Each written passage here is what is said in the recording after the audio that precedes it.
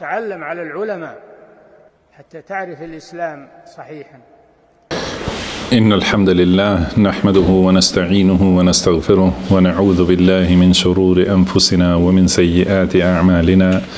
من يهده الله فلا مضل له ومن يضلل فلا هادي له، وأشهد أن لا إله إلا الله وحده لا شريك له، وأشهد أن محمدا عبده ورسوله صلى الله عليه وعلى آله وأصحابه وسلم تسليما كثيرا. أما بعد، gjithë lavdia takon vetëm Allahut, ata e lavdërojmë dhe i shprehim lavdi, prej tij kërkojmë ndihmë dhe prej tij kërkojmë falje. Kërkojmë mbrojtje tek Allahu nga keqja vetes son dhe nga të këqijat e veprave tona. Kë udhëzon Allahu s'ka kush e devijon, dhe kë e devijon Allahu s'ka kush e udhëzon. Dëshmoj se nuk ka të adhuruar të drejtë përveç Allahut një, i cili nuk ka ortak dhe nuk ka rival, dhe dëshmoj se Muhamedi është rob dhe i dërguar i tij. Salavatet dhe selamet e shumta të Allahut qofshin për të, për familjen e tij dhe të gjithë shokët e tij, si dhe të gjithë ata që e ndjekin udhën e tyre deri në ditën e gjykimit. Mëtej, o Zoti ynë, ti je i lartësuar dhe i pastër nga çdo emet, ne nuk dim asgjë posa asaj që na ke mësuar ti. Në të vërtetë ti je gjithdituri, i urti. O Allah, na bëj të dobishme atë që na ke mësuar, na mëso atë që na bën dobi, na shto diturinë, na përmirëso gjendjen tonë të rësi dhe mos na lër të mbështetur në vetët tona asnjë çast. Me lejen dhe me ndihmën e Allahut vazhdojmë në leximin e librit të çmuar Al-Adabul Mufrad të autorit Abu Abdillah Muhammad ibn Ismail al-Bukhari, i cili ka lindur në vitin 194 dhe ka vdekur në vitin 256. Allahu e mëshiroft dhe na falt ne, prindrit tanë, mësuesit tanë dhe të gjithë muslimanët dhe muslimanet, besimtarët dhe besimtarët, të gjallët dhe të vdekurit. Jemi në temë tjetër prej temave të këtij libri, ku ka thonë autori Imam Bukhari rahimahullah, babu ma ya'malu ar-rajulu fi baytihi. Do të thonë çka vepron ose çfarë bën burri në shtëpinë e tij. Ka thënë Imam Bukhari, haddathana Abdullah ibn Raja wa Hafs ibn Umar qala حدثنا شعبة عن الحكم عن إبراهيم عن الأسود قال سألت عائشة رضي الله عنها. دم ثان مكت زنجير ترانسميتون قا الأسود ابن يزيد بن قيس النخعي، një prej tabinëve më të vlefshëm, thot e pyet Aisha radhiyallahu anha, ma kana yasna'u an-nabiy sallallahu alaihi wasallam fi ahlihi. Do të thonë çfarë vepronte profeti sallallahu alaihi wasallam në familjen e tij. فقالت كان يكون في مهنة أهله فإذا حضرت الصلاة خرج. Do të thonë, kur ishte në shtëpi, ishte në shërbim të familjes së tij. Dhe kur vinte namazi, dilte nga shtëpia, do të thonë për në namaz. Ky hadith tregon moralin e lartë të pejgamberit sallallahu alaihi wasallam dhe modestinë e tij, për ulësinë dhe do thot pastërtinë ose largimin e shumë të largët nga mendjemadhësia ose arroganca. Pra pejgamberi sallallahu alaihi wasallam megjithëse ka qenë i dërguar i Allahut, krijesa më e mirë, krijesa më e vlefshme prej krijesave që janë në qiell edhe në tokë. Do të thonë më i miri nga të gjitha krijesat, sallallahu alaihi wasallam, nuk është treguar arrogant dhe mendjemadh dhe që ti refuzoi punët, sidomos për shërbimin e vetvetes. Do të thonë ato që janë thot punë veta personale, nuk ka kërkuar nga të tjerët. Do të thonë si është përmendur në hadithe të tjera që do t'i lexojmë, do të thonë që i ka bërë ato punë për shërbimin e vetvetes, mirë po edhe për shërbimin e familjes. Pra nuk ka kërkuar gjithmonë nga gruaja, edhe gjithashtu nuk ka kërkuar nga fëmijët. Dhe na ka këshilluar pejgamberi sallallahu alaihi wasallam, edhe nëse është dikush, pra gruaja duhet të shërbej burrit, edhe fëmijët i shërbejnë prindit, edhe punëtori ose shërbetori që është marrë, do të thonë i shërbejnë atij personi, mirë po nëse ka vështirësi, nëse ka punë të vështira, nëse ka gruaja për shembull gjendje të lloj-llojshme, të vështirësisë, të lodhjes, ose fëmia gjithashtu që nuk mund ta kryejë një punë, po edhe punëtori nëse nuk mund ta kryejë vetë, më thënë na ka këshilluar pejgamberi sallallahu alaihi wasallam që të jemi ndihmë për ta. edhe të ndihmojmë në punët me të cilat janë të ngarkuar këta njerëz. Edhe pejgamberi sallallahu alaihi wasallam vet, domethënë, pra me gjithë se është i dërguar i Allahut, më i vlefshëm i gjitha krijesave. Kur ka qenë në shtëpi, vet i ka kry punët e veta, vet i ka qepur rrobat e veta, i ka drejtu, i ka rregullu këpucët ose sandalet, vet e ka mjel dhinë që e kanë pasur. Domethënë, në këtë mënyrë nuk ka qenë ngarkim dhe barë për dikën tjetër. Por edhe më shumë, gjithashtu edhe i ka shërby të tjerët, i dërguari i Allahut sallallahu alaihi wasallam. Nga ky hadith e shohim se si selefët janë interesu ta kuptojnë menhexhin e pejgamberit sallallahu alaihi wasallam në secilën çështje. Dhe menhexh, domethënë, rruga që ndiqet, metodologjia, mënyra e veprimit. Domethënë kanë dashur ta dinë menhexhin e pejgamberit sallallahu alaihi wasallam në çdo imtësi, edhe në shtëpinë e vet, se që ta dinë edhe kur je brenda në shtëpi, ta ndjekësh sunetin e pejgamberit sallallahu alaihi wasallam. Janë interesuar edhe sahabët dhe kanë pyetur, edhe janë interesu tabinët gjithashtu, se kanë marrë këtë edukat nga sahabët e pejgamberit sallallahu alaihi wasallam. Domethënë, gjitha këto i kanë mësuar që ta dinë si ta ndjekin pejgamberin sallallahu alaihi wasallam dhe ta zbatojnë sunetin e tij. Nuk kanë thënë për ndonjë çështje, domethënë kjo është ekstremizëm, ose hini shumë thellë, ose në detaje, ose ti falu, mos gënjej, mos vidh, tjerat mos u merr me këto, mjekra nuk të bën burr, ose mjekra nuk të bën musliman, ose mbulesa është vetëm një leckë kështu me radhë. Këto këto fjalë burojnë nga njerëz që nuk kanë iman dhe madhrim për Allahun subhanahu wa taala, për fenë e tij, shëntrim për fjalët e Allahut, dhe nuk kanë dashuri të vërtetë dhe dashuri të sinqertë për pejgamberin sallallahu alaihi wasallam. Pasi kur dikush e do dikon, e imiton, e keni pa, domethënë imiton edhe në mënyrën e të folurit edhe në çdo gjë. Edhe si duhet të jetë atëherë situata me të dërguarin e Allahut sallallahu alaihi wasallam. Pra duhet ta imitojmë në çdo çështje, dhe sidomos në ato, domethënë kështu në sjellje, domethënë kuptohet bazat janë besimi dhe adhurimi, ibadetet duhet të jenë vetëm sipas sunetit të pejgamberit sallallahu alaihi wasallam, dhe morali duhet ta bëjmë maksimumin që të ecim në sunetin e pejgamberit sallallahu alaihi wasallam në moral dhe në sjellje, po edhe në imtësitë e sjelljeve dhe çështjeve të moralit, siç kanë bërë selefët. Edhe tham, ky hadith është argument për modestinë dhe thjeshtësinë e pejgamberit sallallahu alaihi wasallam, edhe që ka treguar se është një njerëz. Domethënë ky hadith tregon, si përmendet në transmetime të tjera, ai ka qenë njerëz. Domethënë njësoj si të tjerët, pra siç ka qenë e njohur te sahabët, që çka kanë vepruar në shtëpi, të njëjtat ato punë i ka bërë pejgamberi sallallahu alaihi wasallam. Domethënë nuk ka pas diçka të veçantë, nuk ka qenë ashtu si pretendojnë njerëz të devijuar prej sufive dhe të tjerë, por ka qenë njerëz që është ushqyer, edhe për ushqim ka punu, edhe është veshur, është mbathur, edhe domethënë për këto çështje është kujdesur vetë. Gjithashtu në këtë hadith shohim rëndësinë e namazit. Domethënë këtu tregohet se nuk ka pasur asnjë lloj pune që e ka penguar pejgamberin sallallahu alaihi wasallam nga namazi. Domethënë ka qenë i angazhuar me punë të udhëheqjes shoqërisë islame, me punë të rregullimit të shtetit, me punë të transmetimit të fesë edhe sqarimit të çështjeve të fesë.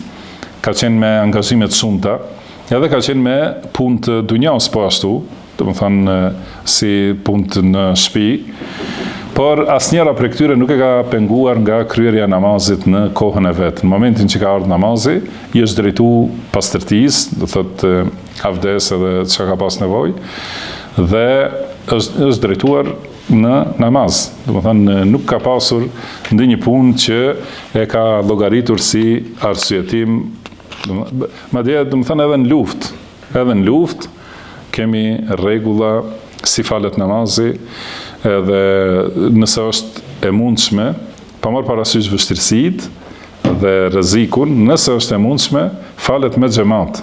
Do thotë namazi edhe në gjendje të luftës. Nëse kjo nuk është e mundshme dhe ushtarët janë në betejë, duke luftuar, duke vrapuar, e falin namazin në të gjendje në të cilën janë.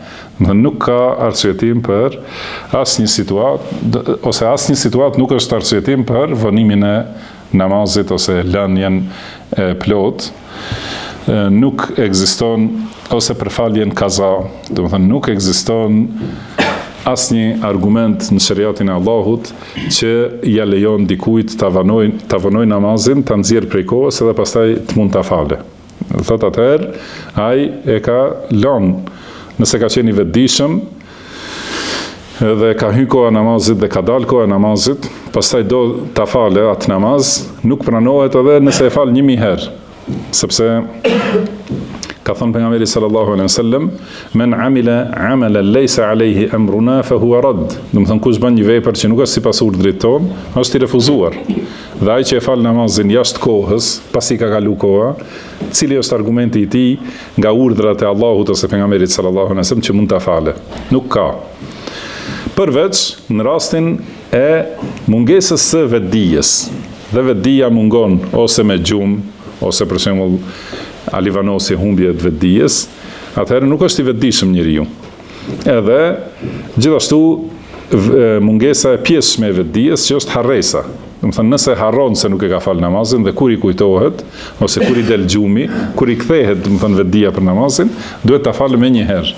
Kjo është arsyeja vetme, kurse tjerat çdo gjë tjetër, do të thënë, është nuk është pengesë për ta falur namazin dhe nuk është arsye për ta vonuar atë.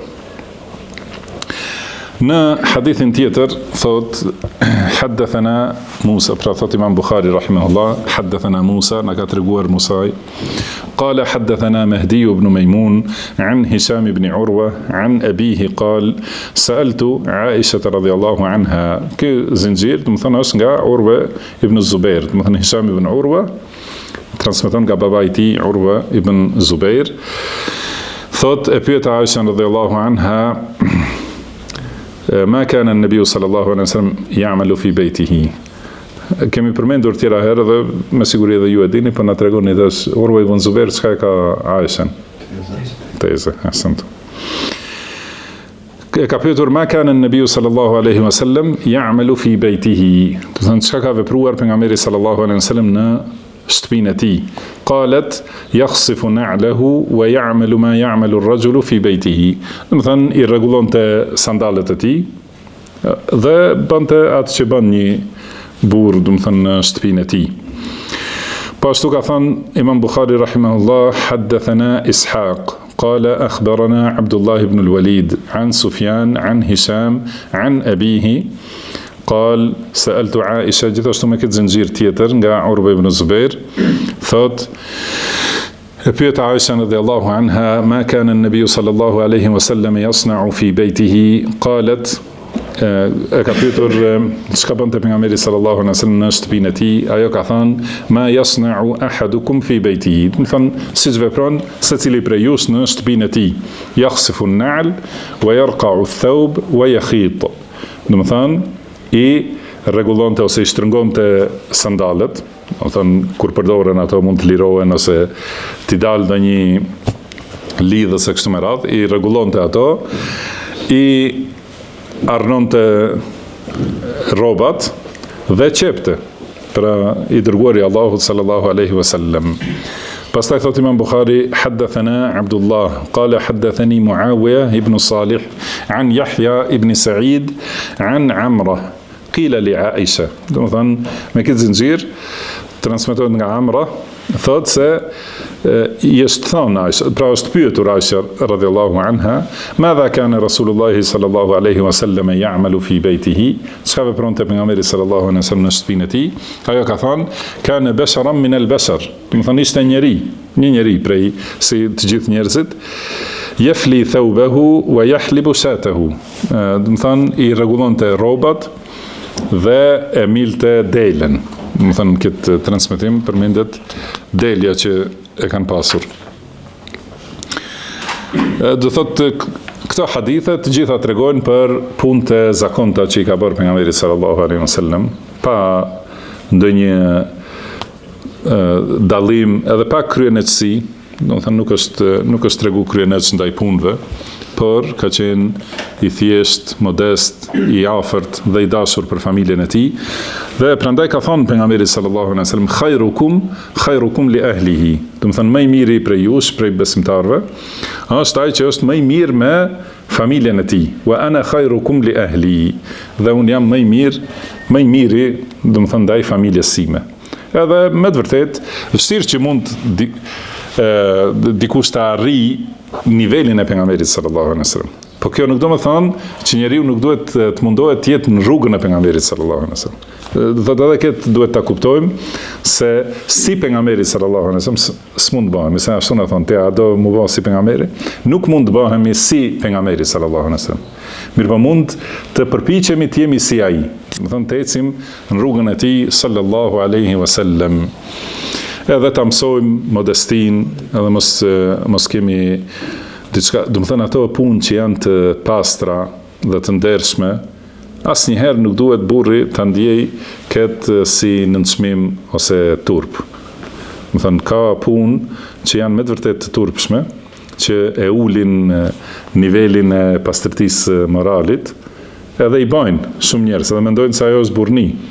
Por punët që janë të pastra, që janë të mira, të dobishme, edhe që janë të ndershme, edhe që tregojnë mëshirë, afërsi, modesti, do të thënë ato asnjëherë nuk e nënçmojnë burrninë e askujt, përkundrazi e fuqizojnë, edhe tregojnë se ai është burri i vërtet.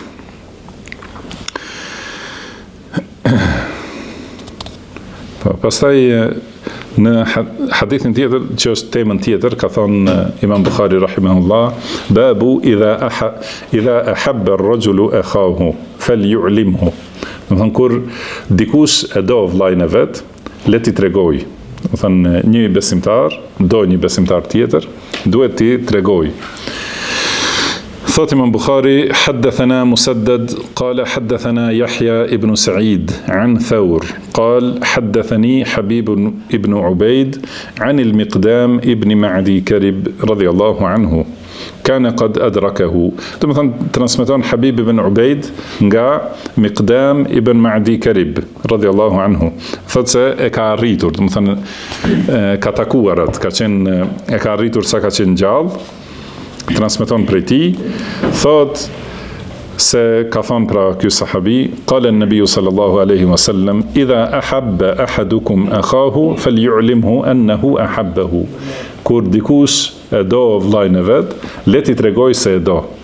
Do të thënë t'i tregoj që e do.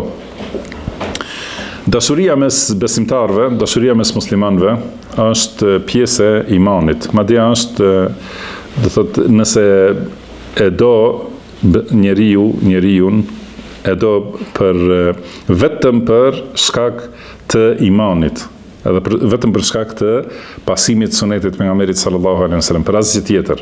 Do të thënë nuk ka asnjë interes, por ajo që i lidh është vllazëria e imanit, vetëm kjo është prej ose është hallka më e fuqishme e imanit, si ka thënë pejgamberi sallallahu alaihi wasallam, awthaqu ura al-iman an tuhibba lillah wa tubghid, ose al-hubbu lillah wal bughdu lillah. Do thotë hallka më e fuqishme ose i liku më i fuqishëm i imanit është të duash për Allahun, për hir të Allahut dhe të urresh për hir të Allahut. Wal muwalatu fillah wal muadatu fillah. Të miqësosh vetëm për hir të Allahut dhe të armiqësosh për hir të Allahut. Do të thonë të dyja. Nuk ka mundësi të ketë dashuri të vërtetë dhe miqësi të vërtetë për njerëz të mirë nëse nuk i urren njerëz të këqij. Edhe nuk ka mundësi të jetë, do të thënë, miqësia me besimtarët nëse nuk ka armiqësi ndaj mosbesimtarëve. Dhe nuk ka mundësi të ketë miqësi të vërtetë mes besimtarëve nëse nuk e urrejnë devijimin, edhe nuk e ndalojnë devijimin. Do thotë, prandaj urrejtja e të keqes dhe urrejtja e njerëzve që e sillin të keqen, do thotë, është edhe armiqësimi I tyre. Do të thonë është prej ose është hallka më e fuqishme e imanit. Dhe siç e marrim si shembull, pasi thonë disa njerëz, me kurreje bidatin, po mos fol për bidatxhit, mos fol për njerëzit. Këto janë rregulla që I kanë shpik hizbit kohës fundit, sidomos Adnan Arur dhe ndjekësit e tij. Kjo është një rregull që kanë refuzuar dietarët, domethënë urrej të keqen, por mos I urrej njerëzit që bëjnë në përhapin të keqen. Thotë ajo e keqja ka dalë prej dikun. Domethënë sikur me thonë si shembull, urreje drogën, por mos I urrej dilerët e drogës që shkatrojnë rinin, për shembull. Ose mos I armiqso, mos I lufto ata, mos fol për ata. Kurse droga është diçka që e dëmton trupin, e dëmton aspektin fizik edhe mendjen e njerëzve, kurse bidati është diçka që e dëmton mendjen dhe zemrën, domethënë aspektin shpirtëror të qenjes njerëzore. Prandaj bidati është më I dëmshëm se të gjitha këto dëmet tjera. Edhe patjetër se duhet të luftohet bidati dhe të luftohen njerëzit e bidatit. Edhe nuk ka me të vërtetë dashuri ndaj besimtarve nëse nuk luftohet edhe nuk ndalohet e keqja. Se ka thënë Allahu subhanahu wa taala, al-mu'minuna wal-mu'minatu ba'duhum awliya'u ba'd. Do të thënë besimtarët dhe besimtaret janë miq të njëri tjetrit. Do të thënë kanë dashuri me njëri tjetrin, kanë miqësi, përkrahje, ndihmë. Kjo është awliya, do të thënë që janë miq të dhe kjo miqësi ku shfaqet ya'muruna bil ma'rufi wa yanhauna 'anil munkar. Do të thënë urdhrojnë për të mira dhe ndalojnë nga e keqja. Edhe kurse heshtja ndaj të keqes edhe ndaj atyre që e përhapin të keqen është karakteristikë e njerëzve që I ka mallkuar Allahu, edhe të gjithë pejgamberët, jo vetëm Muhamedi sallallahu alaihi wasallam. Edhe Allahu I ka përmendur Banu Israil, se kanë pasur shumë pejgamber. Lu'ina alladhina kafaru min bani Israila ala lisani Dawuda wa Isa ibn Maryam. Domethënë janë mallkuar Banu Israil, ata mosbesimtarët nga Banu Israil përmes gjuhës së Davudit dhe Isait të birit Maryemes alayhim salatu wassalam. Dhalika bima asaw wa kanu ya'tadun. Domethënë për shkak se ata I kanë kundërshtuar urdhrat e Allahut dhe I kanë shkelur kufit. Me çka kanu la yatanahawna 'an munkarin fa'aluhu. Domethënë se ata nuk e ndalonin njëri tjetrin nga të këqijat që I bënin. Domethënë vazhdonin të këqijat në mesin e tyre, askush nuk fliste. Thoshte ti mos përçaj, thoshin mos përçaj, ti adhuroj Allahun, bëu I mirë, fol për të mirën, po mos I ndalo të tjerët. Domethënë kjo ka qenë shkak për mallkimin e tyre deri në ditën e gjykimit. Për këtë shkak, domethënë e kuptojmë rëndësinë e dashurisë vërtet mes besimtarëve, dashurisë sinqert. Çka do të thotë dashuri? Domethënë t'ia dush të mirën, domethënë ti I do muslimanët, edhe do që ata të jenë në rrugën e shpëtimit. Kjo është dashuria e vërtet. Kurse vetëm me fjalë, me gojë, me thonë I du, edhe ishe duke u shkatruar, domethënë duke u shkatruar në devime dhe bidate që sjellin edhe kufër, domethënë që u shkatrojnë edhe dunjan edhe ahiretin. Edhe nuk lëviz për të mirën e muslimanëve, atëherë ku është kjo dashuri? Pra kjo është një pjesë për rëndësinë e dashurisë mes besimtarëve për hir të Allahut, dashuria për hir të Allahut. Dhe për ta arritur këtë dashuri, do thotë ka përfundimi ose shpërblimi për këtë dashuri është I madh. Ka thënë pejgamberi sallallahu alaihi wasallam, "Walladhi nafsi bi yadihi la tadkhulu al-jannata hatta tu'minu." Domethënë pasat në dorën e të cilit është shpirti im, nuk do të hyni në xhennet derisa të jeni besimtar. Domethënë pa qenë besimtar nuk hyni në xhennet. Kushti për të hyrë në xhennet është imani I saktë. Wala tu'minu hatta tahabbu. Dhe nuk jeni besimtar nëse nuk duheni mes veti. Do të thonë duheni për hir të Allahut, pra hallka më e fuqishme ose iliku më I fuqishëm I imanit. Nëse mungon kjo dashuria për hir të Allahut, do të thonë nuk jeni besimtar. edhe nëse nuk jeni besimtar nuk mund të hyni në xhennet. Edhe ka thonë awala adullukum ala shay'in idha fa'altumuhu tahabbtum. Do të thonë, a doni të tregoj për diçka që nëse e bëni, atëherë do të duheni mes veti. Afshu selame bejnakum, do të thonë shpërndani selamin mes jush. Kjo është një prej shkaqeve të dashurisë dhe këtu janë përmendur disa hadithe që tregojnë shkaqet të dashurisë. Do të thonë shkaqe për shtimin e dashurisë, që kupton se është shumë e rëndësishme ta kultivojmë dashurinë vëllazërore mes nesh. Do të thonë është ajo që na ka udhëzuar Allahu dhe pejgamberi sallallahu alaihi wasallam, që vazhdimisht ta kultivojmë dhe ta ushqejmë me shkaqe që e shtojnë më shumë dashurinë, edhe e fuqizojnë.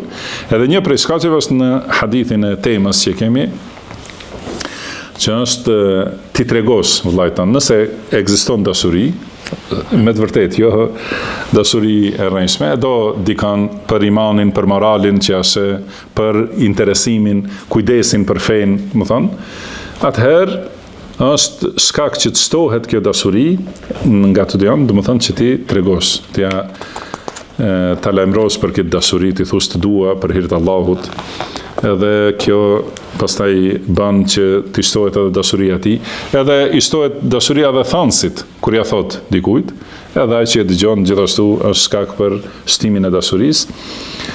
Dhe kjo tregon, do të thënë, gjithashtu edhe largim prej shkaqeve që e dobësojnë dashurinë.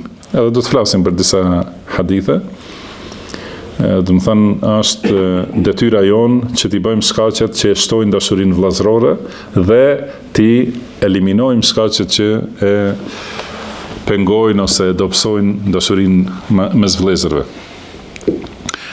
Dhe pjesë e dashurisë të vërtet vëllazërore mes besimtarëve është këshilla e mirë, siç tham, këshilla për atë që është e dobishme dhe pra që i sjell njeriu dobi dhe zgjidhje, rrugdalje. Ka thonë pejgamberi sallallahu alaihi wasallam, ja Muadh, wallahi inni la uhibbuk. Do thotë Muadh, pasha Allahun, unë të dua. I ka thonë Muadh ibn Jabalit radhiyallahu anhu. Prandaj i ka dhënë këshill të bukur dhe të dobishme.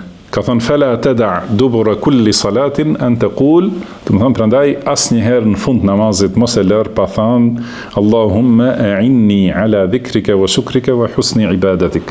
Do të thonë Allah, më ndihmo të përmend, të falenderoj dhe në mënyrën më të bukur të adhuroj. Pra kjo është një lutje shumë e dobishme që duhet ta thotë njeriu në fund namazit para se të japë selam. Do të thonë është si të thonë dietar, duket shumë përshtatshmëria e kësaj lutje me gjendjen. Do të thonë pasi njeriu ka fal namazin edhe është duke dalë prej namazit, edhe duhet ta ketë dëshirën dhe mendjen që t'i falë edhe namazet tjera. Edhe e di se këtë namaz nuk e ka kry përveç se me ndihmën dhe me suksesin e dhënë nga Allahu subhanahu wa ta'ala. Prandaj edhe këtu në fund të kësaj vepre madhështore, i lutet që edhe për namazet tjera ta ndihmojë Allahu, edhe për adhurimin përgjithësi, do të thënë për dhikr, që ta përmendë Allahun, për falënderim, shukr dhe për adhurime të bukura, do të thënë kërkon ndihmën e Allahut subhanahu wa ta'ala. Dhe kjo lutje e dobishme për të mirat e dunjas dhe ahiretit, për mblidhen, ja ka dhënë pejgamberi sallallahu alaihi wasallam për çka? Për shkak se e ka dashur. Edhe kjo tregon se kur e do dikën e sheh cila është nevoja e tij për cilën këshill më të mirë. Do të thonë çka e përmirëson më së miri. Ja jep atë këshill, do të thonë këtë mënyrë. Thotë të dua për hir të Allahut, jo me të kundërtën e kësaj mënyre, siç bëjmë në shumicën e rasteve. Po ashtu për shtimin e dashurisë është që me të vërtet njeriu të jetë i sinqert në këtë dashuri. E ka me të vërtet për çka, do të thonë duhet ta mendosh. Ai njeri është që beson në Allahun, që e ndjek sunetin e pejgamberit sallallahu alaihi wasallam, e ndjek rrugën selefie. Do të thonë atëherë kjo është shkak që duhet të obligon ty ta duash. Dhe mund të ketë diçka, ndonjë aspekt që pengon, do të thënë nga pengesa, nga dashuria, do të thënë ka mundësi që të ketë ndonjë cilësi, se nuk është dashuria ndaj gjithë besimtarëve njësoj. Për këtë shkak, për që të shtohet dashuria ndaj besimtarit, është lutja për të. Të ka thënë pejgamberi sallallahu alaihi wasallam, kush lutet për vllajën e tij kur ai nuk është prezent. Do të thënë lutesh ose kur jenë vetmi, ose kur je me tjerë, lutesh për përmirësimin e dikujt, për udhëzimin e dikujt, për lehtësimin e gjendjes së tij, që ai nuk është prezent. Atëherë thot qala al-malaku al-muwakkalu bihi amin wa laka mithlu dhalik. Do të thënë melajka që është i detyruar për të, do thot, ose i ngarkuar me këtë detyrë, thot amin, edhe ty të qoftë e njëjta. Do të thënë siç lutesh për vllajën tënd. Kjo është prej shkaqeve që e shtojnë dashurinë. Do të thënë kur lutet njeriu sinqerisht për vllajën e vet që e do me të vërtetë. Kur ai nuk është, jo për sy e fatësi ose që t'ja kthejë kështu me radhë. Do të thënë kjo tregon të lidhjen me të vërtetë mes shoqërisë muslimanëve. Edhe burrat që duhen me dashuri vllazërore të sinqert, edhe gratë duhen me dashuri si motra të vërteta, po edhe mes burrave dhe grave është dashuria, do thotë themelore, do të thënë i duam motrat muslimane për shkak të imanit të tyre, edhe për shkak të përulësisë ndaj Allahut. Edhe kurse dashuria mes burrit dhe gruas është edhe më shumë, do të thënë edhe më e veçantë mes bashkëshortëve, do thotë. Për ato kemi folur në raste të tjera. Pastaj në hadithin e radhës, ose prej përfitimeve të këtij hadithi që e tham, thotë, do thotë është kujdesi pejgamberit sallallahu alaihi wasallam që ti bashkoj besimtarët, edhe ta shtoj dashurinë mes tyre, t'i bëj zemrat e afërta, do të thonë duke i treguar shkaqet e shtimit dashurisë. Kjo tregon gjithashtu se shpirti njerëzor, do të thënë zemrat kanë natyra të ndryshme, edhe dhe një zemër ose disa zemra përputhen. Edhe shet e dikush prej vëllezërve cilësi që të bën, do të thënë të shtohet dashuria, edhe për këtë shkak, do të thënë duhet të fuqizohet këtë, të sigurohet kjo dashuri. Edhe i tregon, do të thënë, për përforcim të kësaj dashurie.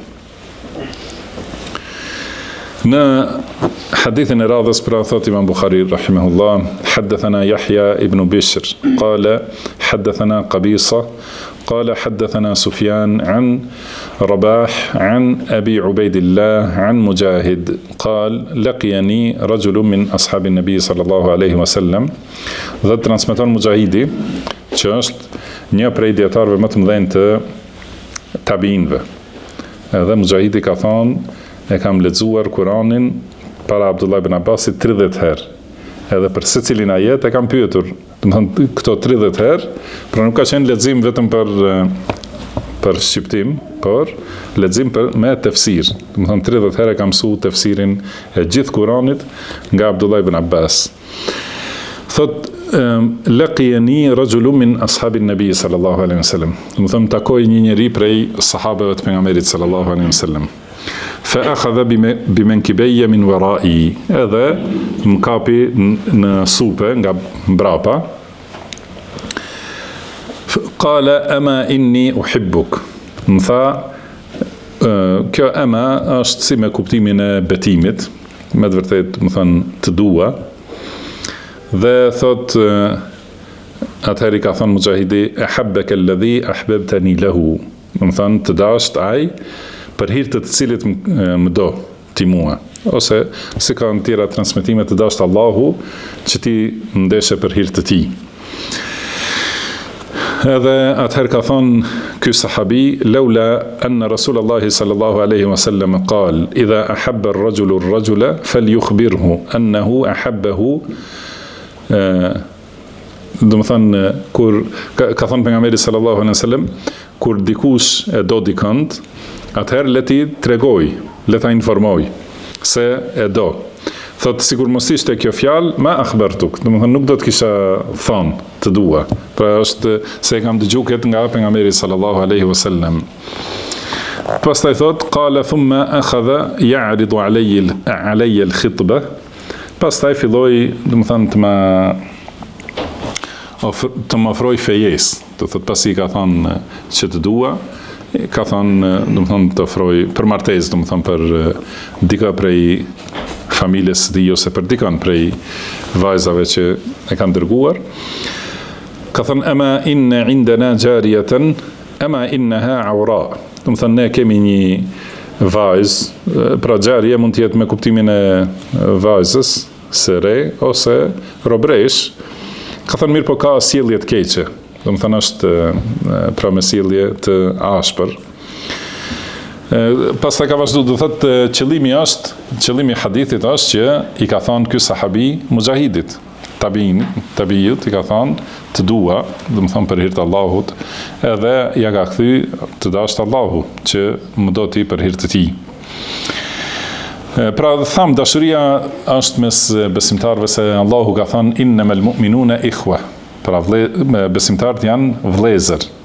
Edhe pra patjetër vëllezërit të duhen mes vete. Madje ndoshta po në raste të shumta dashuria ose vëllazëria e imanit është më e fuqishme se vëllazëria e gjakut. Do të thonë shumë njerëz që me vëllezërit e gjakut nuk kanë pajtueshmëri dhe nuk kanë dashuri, edhe kanë largim e gërsi mes veti, që për vëllezërit tjerë që nuk janë gjakut, por i bashkon ata imani dhe rruga e pejgamberit sallallahu alaihi wasallam, janë, do thotë, këta me këta të dytit, do thotë, është njeriu më i afërt dhe më i dashur se me ata të gjakut. Dhe ka thënë pejgamberi sallallahu alaihi wasallam mathalul mu'minina fi tawaddihim wa tarahumihim wa ta'atufihim kamathal al-jasad. Do të thonë shembulli besimtarëve për në dashuri mes veti dhe mëshirë mes njëri tjetrit dhe solidaritet për do të thënë bashkëndjesi për emocionet ose brengat që i kanë njëri tjetrit, janë ndjen njëri tjetrit, janë si një trup, kamathal al-jasad al-wahid, do të thënë si një trup i vetëm. Idha shtaka minhu udhun tada'a lahu sa'iru al-jasadi bis-sahri wal-humma. Do të thënë nëse ankohet një pjesë e trupit, nëse ka dhimbje të një pjesë e trupit, i gjithë trupi i përgjigjet, do të thënë korrespondon me atë pjesë që i largohet gjumi i gjithë trupit, edhe i hip temperatura gjithë trupit. Do të thënë kështu është shembulli i besimtarëve mes veti, kur e shohin se ka dhimbje një prej vëllezërve, të gjithë të tjerë duhet të kenë shqetësim dhe të jenë të solidarizuar me ta. Dhe kështu përmendëm në një hadith më herët, pra nuk hynin në xhenet pa iman dhe nuk e arrini imanin pa dashuri mes jush. Dhe në hadith tjetër ka thënë se ata që duhen për asgjë tjetër përveç se për hir të Allahut janë në një prej pozitave më të larta ditën e gjykimit. Ka thënë 7 veta Allahu i fut në hijen e tij, ose 7 lloje të njerëzve, do të thënë i fut në hijen e tij ditën kur s'ka hije tjetër përveç hijes së tij, dhe një prej tyre është wa rajulani tahabba fillah. Do të thënë edhe 2 burra që janë dashur për hir të Allahut dhe për asgjë tjetër. Dhe gjithashtu ka thënë pejgamberi sallallahu alaihi wasallam ditën e gjykimit Allahu thret einal mutahabbuna bi jalali. Do të thënë kush janë ata, ku janë ata që janë dashur për hir të madhrisë sime. Do të thënë prandaj kjo dashuri për hir të Allahut është vepër e zemrës që tregon madhrim të vërtet për Allahun subhanahu wa taala. Thotë është madhrim për Allahun, sepse njeriu e do atë tjetrin jo për pse i madhron interesat e veta, do të thënë se ka interes dunjas ose shpresa se mund të arrijë përmes tij, ose lidhje dunjas, do të thënë lidhje të gjakut ose lidhje të martesës ose të ngjashme ose fqinësi ose bashkëpunim ndonjë punë, por do thotë gjitha këto janë të vogla për ta. Dhe e madhja është madhria e Allahut subhanahu wa ta'ala. Pra, nëse bashkohen në iman, në madhrinë e Allahut, atëherë duhen për këtë shkak. Allahu thot pra në ditën e gjykimit ku janë ata që duheshin për madhrinë time. Al-yawma udhilluhum, sot i strehoj ose i fus në hijen time fi dhilli, yawma la dhilla illa dhilli. Do të thonë këtë ditë ku nuk ekziston hije tjetër përveç hijes sime. Pra ky sahabi e ka praktikuar këtë që ka dëgjuar nga pejgamberi sallallahu alaihi wasallam, pasi kur e di që do dikon, atëherë duhet t'i tregosh. Edhe i ka treguar se dua, dhe pastaj ka vazhduar me diçka tjetër që e shton dashurinë dhe i tregon rezultatet e dashurisë, që është mundu ta martoj. Ato, do të thonë, nëse do me të vërtet, ka thënë, i ka ofruar që të martohet, do të thonë t'i gjej nuse me një fjalë. Është prej punëve, do të thonë që të dobishme për njeriu, edhe për çështjet e dunjas edhe për çështjet e ahiretit. Prandaj kjo është, do të thonë, si e kanë praktikuar sahabët. Edhe me të vërtetë ky sahabi që është edukuar nga pejgamberi sallallahu alaihi wasallam, i ka dashur, pse ka dashur mujahidin? Mujahidi ka qenë gjithashtu prej robërve që janë liru. Do të thonë nuk ka qenë njeri me pozit, as aristokraci ose fisnikri, ose do të thonë prej shtresës më të ulët shoqërore në kuptimin e njerëzve, por ka qenë i angazhuar me dituri. Edhe ka mësuar te Abdullah ibn Abbas, edhe për këtë shkak e ka dashur me të vërtetë. Do të thonë se është njeri që e do fen dhe mëson fen dhe e përhap diturinë. Edhe pashtu këto raste prej tabiinëve që janë të shumta, do të thonë që kanë qenë robër dhe janë bërë dietar më të mëdhenj në kohën e tabiinëve, tregon se për realitetin e robërisë ose skllavërisë në Islam. Sepse kur përmendet fjala skllavëri, është e frikshme. Pse është e frikshme? Kemi përmendur më herët, domethënë te mësimet e para, se skllavëri, domethënë është formu një fotografi në mendjet tona që është dhënë nga filmat e Perëndimit ose nga historitë e vonshme të Perëndimit. Si kanë trajtuar ata këtë çështjen e skllavërisë, edhe është e frikshme. Edhe duhet, nëse është në atë formë, me të vërtet duhet të luftohet. Mirë po si ka qenë në Islam, ka qenë e dobishme për popujt tjerë që kanë hyrë në Islam. Edhe e kanë dashur, edhe prandaj janë bë musliman. Po nëse mund të thot dikush se janë bë nga Afrika, do thot tregon, nuk ka mundësi ai që është bë nga Afrika të jetë kontribuesi më i madh për të mirën e asaj që e ka shtypur, do thot. Edhe si edhe në vendin tonë. Do të thonë vazhdimisht mundohen ta paraqesin se Islami ka qenë okupues për ne, që na ka shkel, na ka mbyt, na ka shkel drejtat. Nuk ka mundësi, e kemi përsëritur shumë herë, po s'ka problem të përsëriten. Nuk është e mundshme që njerëzit, do të thonë, nga presioni ta ndryshojnë zemrën. Do thotë zemra, bindja e zemrës, edhe çka do dhe çka urren zemra, nuk mund të ndryshohet me presion fizik. Por zemra ndryshon me bindje. Edhe këta që paraqiten si patriota, këtë kemi përsëritur shumë, edhe sigur e duan kombin, e paraqesin se veç kombi jonë është kombi më i dobët këtu në Ballkan që ka pranuar Islamin nga frika ose nga interesi. Kurse kombet tjera të fuqishme. Serbia, do të thonë, më e fuqishme se serbët, më të fuqishëm se shqiptarët, sipas kësaj. Se ata kanë qëndruar në fenë e tyre. Edhe alhamdulillah, kjo nuk është e vërtet, jo për nacionalizëm ose mburje me kombin, po, nuk është e vërtet. Por, ka qenë diçka tjetër. Morali i lartë i shqiptarëve, edhe kuptimi i saktë, që kanë kuptuar fenë edhe kanë hyrë me grupe, me fshatra, do të thonë qytete, rajone për një herë, kurse pushteti ka qenë i njëjtë. Do të thonë si në këto trojet shqiptare, si Bullgarie, Greqie, Serbie, tjera, do të thonë pushteti ka qenë i njëjtë. Edhe veprimi i tyre ka qenë i njëjtë. Mirë po, alhamdulillah, e falenderojmë Allahun që na ka dhënë këtë dhunti, që sot ne kemi lind musliman, alhamdulillah.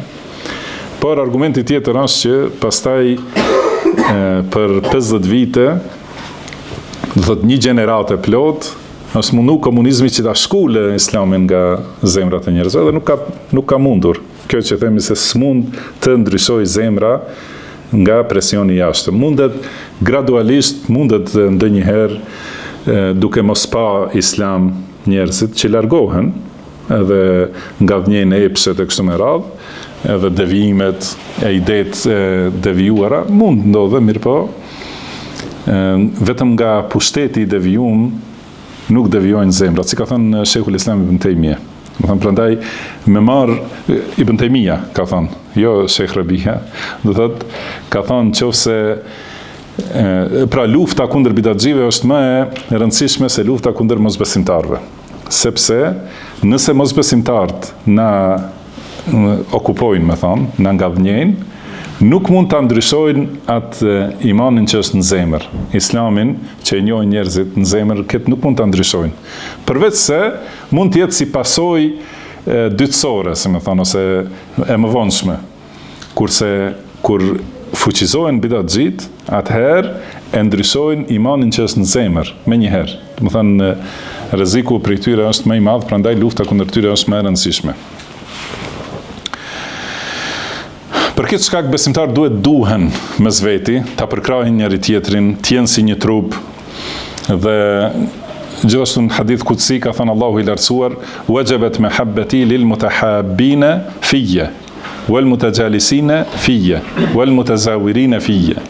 Do të thonë, dashuria ime është obligim, do të thonë ka ndodhur dashuria ime, thot Allahu i lartësuar, dashuria ime ndaj atyre që duhen për mua, dhe që rrinë bashk për mua, për hir të Allahut, dhe që vizitohen për mua. Do të thonë, atëherë, për këta njerëz është obligim dashuria e Allahut subhanahu wa ta'ala. Këtu nga ky hadith përfitojmë, domethënë, edhe një herë praktikën e sahabeve, që i kanë thënë njeriut kur e kanë dashur, i kanë thënë të dua, dhe kuptojmë se si duhet të jetë përgjigjja ndaj atij që të thotë të dua për hir të Allahut, si duhet të përgjigjemi, të dasht Allahu ose të dasht ai për hir të cilit tim do mua.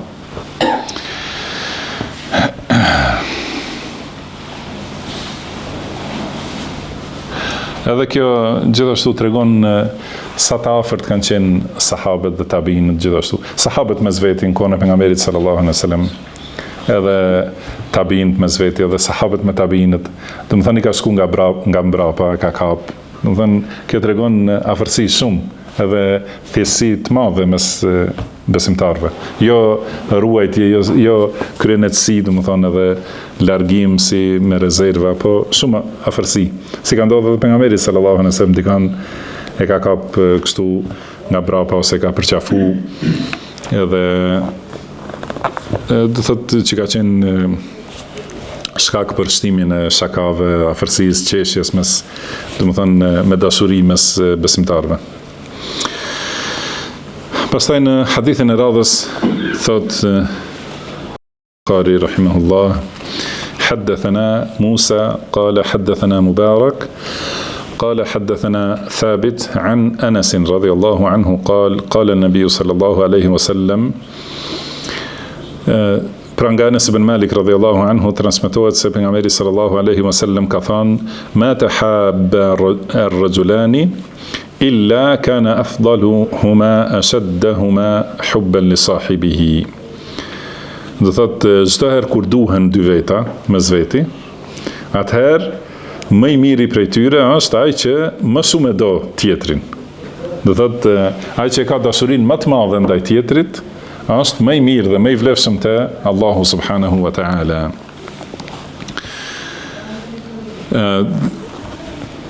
Tham pse është kjo, do të thënë nga se është pjesë e imanit. Do të thënë ai që do më shumë për hir të Allahut, do thotë që ka imanin më të fuqishëm. Edhe ka thënë pejgamberi sallallahu alaihi wasallam: "Thalathun man kunna fihi wajada bihinna halawat al-iman."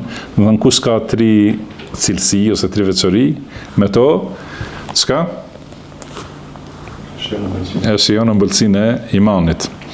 Një është që të dojë Allahun dhe të dërguarin e tij sallallahu alaihi wasallam, do të thonë të jenë ata më të dashur se çdo gjë tjetër. Më shumë se veten edhe çdo gjë tjetër, e do Allahun, pastaj pejgamberin sallallahu alaihi wasallam.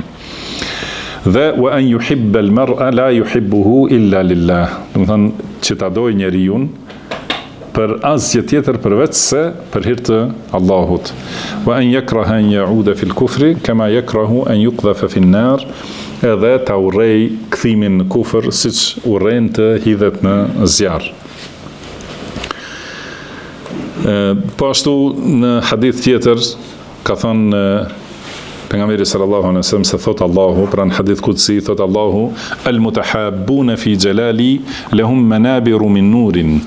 Do të thënë ata që duhen për madhrinë time kanë kolltuqe ose mimbere prej drite në ditën e gjykimit, yaghbituhum an-nabiyuna wash-shuhada, që u marrin lakmi pejgamberët dhe shahidat. Do të thënë ata që janë dashur. Do thotë kjo është vepër e zemrës. Pra shahidi e ka pozitën, një prej pozitave më të larta tek Allahu, edhe është i shpërblyer për këtë. Për këto të cilët duhen vetëm për madhrinë e Allahut subhanahu wa taala. Do thotë shikoni se arrin pozitat shahidave ose më të larta.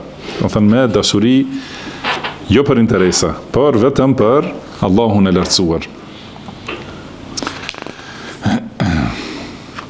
Edhe hadithin që përmendëm, më doni komplet, do sa të dëgjoni ato 7 që do të hinë në hijen e Allahut, ditën ku nuk ka hije tjetër përveç hijes Allahut, është pushtetari i drejt, ose prisi i drejt, një i ri që rritet me adhurim ndaj Allahut, do të thënë që në fëmijëri, gjithë jetën është në rrugën e adhurimit ndaj Allahut subhanahu wa taala.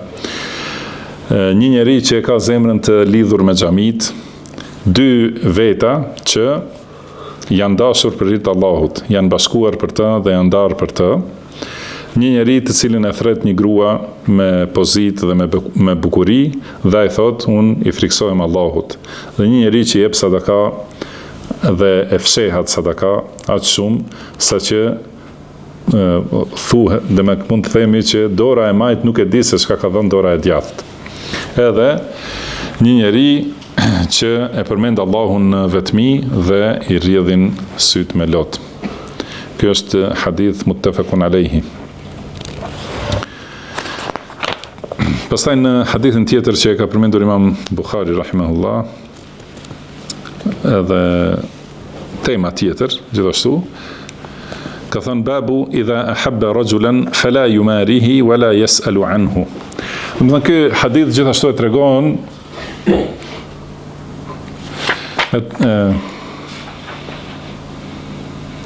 po harrova një prej haditheve që janë këtë kuptim. Ka thënë pejgamberi sallallahu alaihi wasallam idha akha ar-rajulu ar-rajula falyasalhu an ismihi wa ismi abihi wa mimman huwa. Do të thënë kur vllazërohet një burr me një burr, kur e do të thënë dikant, atëherë le ta pyes për emrin e tij, emrin e babait të tij, ose ajo që është traditën e mbi emrin dhe nga vjen, do të thënë që ta njoh mirë. Edhe ka thënë fa innehu awsalu lil mawadda, se kjo është që e mban më fuqishëm dashurinë, do të thënë më shumë e lidh dashurinë. Pra kur ja di emrin, e di vendin nga i cili vjen, ja një, do të thënë preardhjen, edhe e përmend me emra, është pjesë e dashurisë dhe vllazërisë që ta thrasësh njeriu me emrat që i pëlqejnë. Do të thënë kunjen që ka, ose një emër me cilën është i njohur në rrethin e tij, do të thënë ka qenë i njohur për ndonjë cilësi të mirë, ndoshta i kanë vendosur një emërtim ose një nofk, llagap, do të thënë që është i dashur për ta. Edhe e thret me atë emër, edhe i bën vend në mexhlis, do të thënë gjitha këto janë prej shkaqeve që e shtojnë dashurinë. Kurse gjithashtu pejgamberi sallallahu alaihi wasallam na ka paralajmëruar prej shkaqeve që e dobësojnë dashurinë. Edhe kjo tregon se shumë duhet të ruhet vllazëria dhe dashuria vllazërore, duhet të ruhen dhe të kultivohen, edhe të mbrohen prej shkaqeve që e dobësojnë. Edhe prej shkaqeve që e kultivojnë, thamë, përshëndetja, buzëqeshja, afërsia, mi tregu se e do, që u përmenden këto hadithe, edhe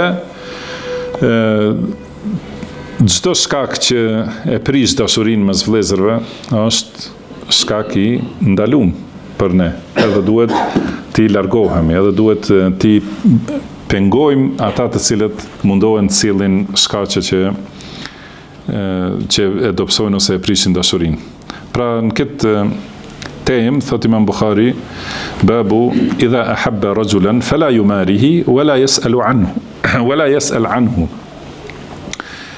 Do thot kur dikush e do dikant, nuk duhet të grindet me ta. Nuk duhet, do të thënë, të polemizojë me ta dhe nuk duhet të pyes për ta. Do të thënë të pyes tjerët për ta. Ka thënë haddathana Abdullah ibn Salih qala haddathani Muawiya anna أبا الزاهرية حدثه عن جبير بن نفير عن معاذ بن جبل رضي الله عنه أنه قال ثم është transmetuar nga Muadh ibn Jabal se ka thënë إذا أحببت أخا فلا تماره ولا تساره ولا تسأل عنه. Do të thënë kur ta duash një vëlla, atëherë mos polemizo me ta, mos u grind, do të thënë, me ta. Mos i bëj keq, mos i bën sherr ose mos bëj sherr me ta dhe mos pyet për ta. Do të thënë kjo pyetje është këtu me çfarë kuptimi, si e kuptoni? Jo. Çfarë pyetje? Dyshuese, do të thënë si spionim. Pra mos pyet për ta. Fa'asa an tuwafiya lahu aduwan fayukhbiraka bima laysa fihi. Ndoshta ndodh që pyet një armik të tij. Do të thënë dikon që e urren ata dhe të thot diçka që nuk e ka ai. Fayufarriqa bainaka wa bainahu, edhe atëherë të ndan prej tij, do të thënë fut urrëtie dhe largim. Pra ky hadith që transmetohet nga Muadh ibn Jabal radhiyallahu anhu, pra Muadh ibn Jabal, interesant që deri këtu nuk është përmendur, pra dhe kur përmenden sahabët për herë të parë, tregojmë diçka shkurtimisht për biografinë e tyre. Nuk është përmendur si transmetues, do të thënë është përmendur gjatë dersit, po si transmetues i ndonjë hadithi. Pra është Muadh ibn Jabal ibn Amr ibn Aus al-Ansari al-Khazraji, do të thënë prej fisit Khazraj, prej Ansarve. Është, do të thënë, një prej dietarëve më të mëdhenj të këtij umeti, ose dietari më i madh. Ka thënë pejgamberi sallallahu alaihi wasallam, njeriu që më shumti ose më i dituri, pra më i dituri i këtij umeti për halalin dhe haramin është Muadh ibn Jabal. Do thotë ka pranuar Islamin herët, edhe pse ka qenë në Medinë, do thotë ka marrë pjesë në marrëveshjen e Aqabes, do të thonë para hijretit, ja ka dhënë besën pejgamberit sallallahu alaihi wasallam, edhe pastaj pas hijretit e ka shoqëruar që nga lufta e Bedrit, do të thënë ka marrë pjesë bashkë me pejgamberin sallallahu alaihi wasallam në luftën e Bedrit dhe në të gjitha luftrat ku ka luftuar pejgamberi sallallahu alaihi wasallam. Edhe është më i ditur i këtij umeti për halalin dhe haramin. E ka gjithë Kur'anin e ka mësuar nga goja e pejgamberit sallallahu alaihi wasallam. Do të thënë ka mësuar përmendsh nga goja e pejgamberit sallallahu alaihi wasallam. Por ka vdekur herët, do të thënë në krahasim me sahabët tjerë, ka vdekur në vitin 18 ose 17 hijretit. Do të thënë 7 vjet pas 7 ose 8 vjet pas pejgamberit sallallahu alaihi wasallam dhe ka qenë atëherë 34 vjeçar. Prandaj do thotë ato transmetimet prej tij nuk janë shumë, do të thënë sikur prej disa sahabeve të tjerë. Kurse për dituri, do të thënë për të ka dëshmuar pejgamberi sallallahu alaihi wasallam. Ka thënë idha ahbabta akhan, kur të duash një vëlla, nëse e do, atëherë mos u grind me ta. Do të thënë duhet vëllai të jetë të ketë mirë kuptim për vllajën. Do të thënë jo për secilën çështje me shkaktu grindje dhe mosmarrveshje, polemizim të kotë që zgjat me orë për diçka që ndoshta është turp të dëgjojnë tjerë se për çka jeni duke u grindur. Por, do të thënë duhet ti barte mangësitë e tij, nëse janë, do të thënë, nëse nuk është obligim, pra për ta qortuar për të keqen që e bën, nëse nuk bën nëse bën dikush ndonjë bidat ose ndonjë mëkat që është i qartë, duhet të këshillohet patjetër, edhe të ndalohet nga e keqja. Por nëse nuk është prej kësaj natyre, atëherë kjo grindja e tepërt është prej mendjelehtësisë, edhe prej pakujdesis, do të thënë që nuk janë të kujdesshëm për ruajtjen e vllaznillëkut, sepse patjetër kur debaton do të ketë ftohje, me do e mos. Do të thënë nëse bëhet debat, patjetër se do të ketë ftohje të asaj ngrohtësisë vllazërore.